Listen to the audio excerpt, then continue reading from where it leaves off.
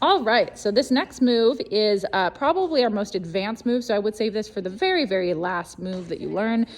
This is a full contact round kick to the face backwards roll. So the first thing that actually you would learn before even attempting this move is how to do a backward somersault. So when you were learning, what I would do is if you'd separate the group into two groups, people who know how to do somersaults and people who do not. So the people who do not, teach them how to do a forward somersault first and then a backwards.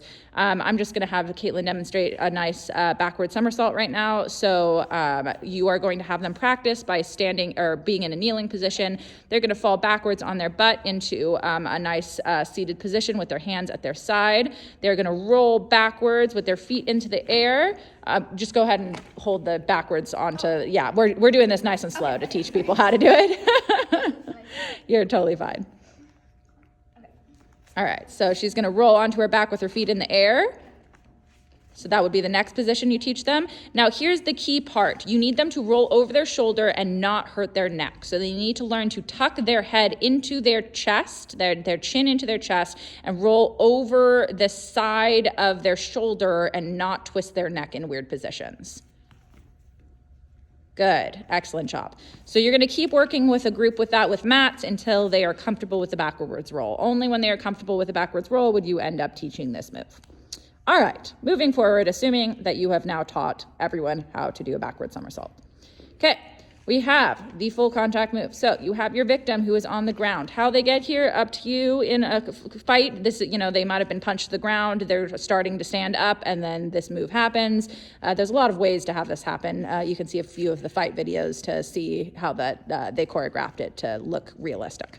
But you have your attacker who is standing. You have your victim who is on the ground or kneeling. So from here, your attacker is going to walk or run towards your victim. They're going to take their dominant foot and essentially, this is Sparta kick your victim. They are going to need to check distance. It is important that this move be taught with people of the same height. Their fully extended leg should make flat contact. The flat of their foot should make contact with the flat palms of the victim who is protecting their face by having their hands a few inches in front of their nose. So it is going to make contact with those hands, and that contact is what the victim is going to use as both kind of the warning as well as kind of the momentum to shove off of and throw themselves backwards into that backwards roll. So they are going to kick. They are going to let their head throw back and then let their body roll into that backwards roll. Now, the audience actually needs to be from this perspective over here for the move to look genuine. So, go ahead. Excellent job, girls.